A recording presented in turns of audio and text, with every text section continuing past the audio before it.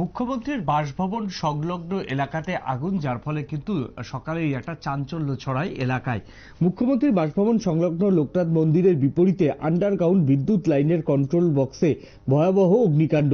ঘটনাস্থলে দমকলের একটি ইঞ্জিন এসে আগুন নেভানোর কাজ শুরু করে, যদিও কিছুক্ষণের মধ্যেই আগুন নিয়ন্ত্রণে চলে আসে বলে দাবি করেছেন দমকল কর্মীরা। কিভাবে আগুন লাগলো তা নিয়ে কিন্তু ইতিমধ্যেই বিদ্যুৎ দপ্তর তদন্ত শুরু করেছে এবং ইতিমধ্যেই বিষয়টিকে নজরে রাখা হয়েছে, কারণ যেহেতু সামনেই মুখ্যমন্ত্রীর বাড়ি ছিল, মুখ্যমন্ত্রীর বাড়ির সামনে কিভাবে এই রকম আগুন লাগলো তা নিয়ে কিন্তু ইতিমধ্যেই একটা চাঞ্চল্য তৈরি হয়েছে।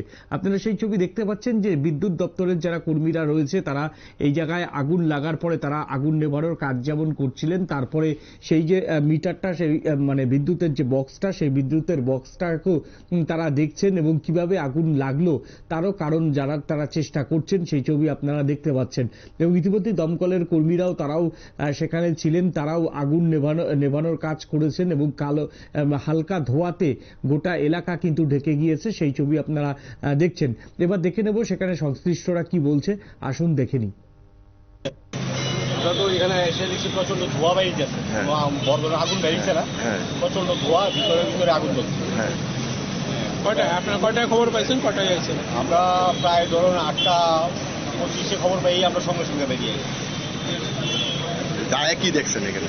গায়ে দেখি ইলেকট্রিক ডিপার্টমেন্টের একটা মারুতি গাড়ি এখানে দাঁড়ানো আছে, তখন নিয়ে জিজ্ঞাসা করলাম, তারা জল দিতে না করে জল দেওয়া যেতে না বেশি দিতে। আমরা তার কোম্পানির লোক তার সঙ্গে তারা যোগাযোগ করে ওখানে আমরা তারপরে কিন্তু প্রচন্ড ওইখানে মেইন রোডের উপরে সিএম এর বাড়ির সামনে আছে একটা ট্রান্সমিটার সঙ্গে আছে, এই কারণে আমরা CO2 গ্যাস ব্যবহার করছি। হ্যাঁ, যেহেতু কাবার স্টিল কাবার ব্লক আছে, গ্যাস ভিতরে ঢুকে না, যার কারণে ভিতরে আগুন নিবানো সম্ভব না। হ্যাঁ, যেহেতু গ্যাসটা বাইরেই থাকতে, তখন তারা কিছুক্ষণ আগে তারা কোম্পানির লোকজন আবার জল তুলছে, তখন আমরা এখানে জল দেখে ভিতরে আবারটাই নিয়ে। এখন কি কন্ডিশন আছে? এখন মোটামুটি আগুন আইছে এবছর। কতক্ষণে দৌড়চ্ছে, কতক্ষণ লাগছে আগুনটা নিয়ন্ত্রণে?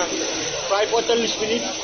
এটা মানে এত দেরি কিনলে হইলো? ফায়ার ব্রিগেড বক্সটা বন্ধ ছিল, লক করা আসলো, বক্সটা খোলা গেছে না, যে কোম্পানির লোক খোলার পরে আমরা দিতে জল দিচ্ছি।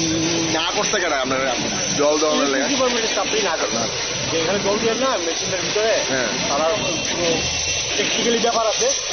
হ্যাঁ, এবার আমরা জল ইউজ করছি না, CO2 গ্যাস ব্যবহার করছি। গ্যাসে কাবার হচ্ছে, গ্যাসে কাবার হচ্ছে, গ্যাসের ভিতরে ঢুকেন, ভিতরে ঢুকতে না। ঠিক আছে, থ্যাংক ইউ স্যার।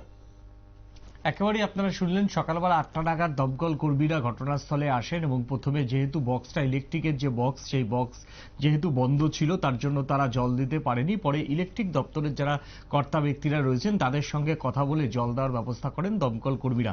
তবে এই আগুনের যে লেলিহান শিখা, সেটা খুব একটা বেশি ক্ষতি করেনি বলেই জানিয়েছেন দমকল আধিকারিকরা।